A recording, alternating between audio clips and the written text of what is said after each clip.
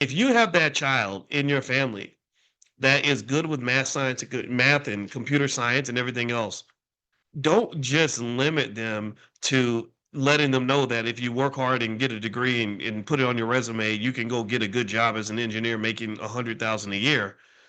This 24-year-old kid just signed a $250 million contract. Do you understand how much money that is? Do you understand that you could, if you took um, one employee making 100,000 a year, and um, let's say you had, I don't know, let's say you had 1,000 employees, 1,000 black people making 100,000 a year. That's still not even half. That's 40% of the amount of money that this kid is going to make over a 4-year period. It would literally take 1,000 of our hardworking kids, the very best and brightest, to make 40% of what this guy's going to make in 4 years. So here's what I'm saying. What I would tell them if they want to be engineers is you got to pivot to AI and you got to think like an entrepreneur.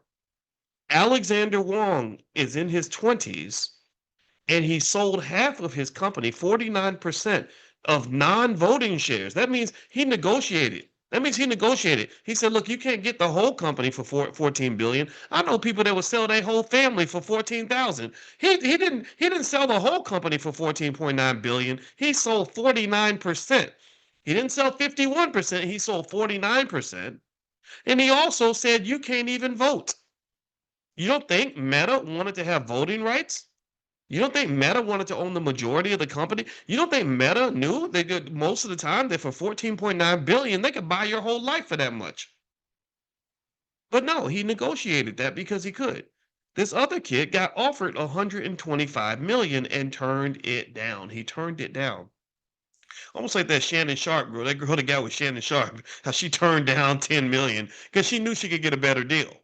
She played hardball with Shannon. Shannon had to write a big fat check. Now that girl got more money than most HBCUs because Shannon out here can't control his penis. But that's another thing. I'm not going to get triggered by that.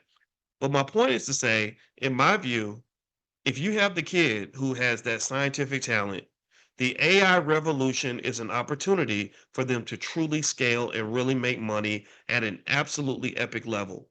$250 million. Imagine how much your family's generational legacy would shift if you had that genius child who's good with math, good with computers, prepared to go be an engineer, and they just pivoted and put all their time into developing AI models and learning how to build businesses that can take that knowledge and scale it. That where they're literally knee deep in the AI revolution. And I've seen them. There are some of us that are already doing this, but I'm telling you, this is the money grab. They are writing checks that are absolutely sick. They are writing ridiculously high checks. And we're trained to go and get the checks when Netflix is writing the checks because we're trying to sell a movie or trying to get them to buy a script. But in this particular space, now the big money, the big checks are being written by the hyperscalers. They will drop 2 billion on your company and think nothing of it. And that company could have been created by a 25-year-old who dropped out of school. And these people that create companies like this are not any smarter than your little black girl who's sitting in her room doing her chemistry homework every day. They're not any smarter than your son who's sitting around and working on his computer in the computer lab all day. They're not smarter than our kids.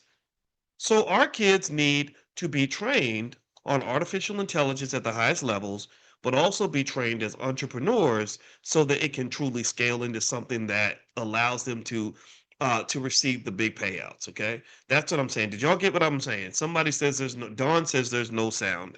I don't know where that comes from. I think there's sound. I hear myself. Let me know if you can hear me. I see, Don. Now you done got me all paranoid on a Friday night, and I don't need that. It's good thing I don't use drugs or nothing, because I'd probably be a weirdo. So let me know if you can hear me.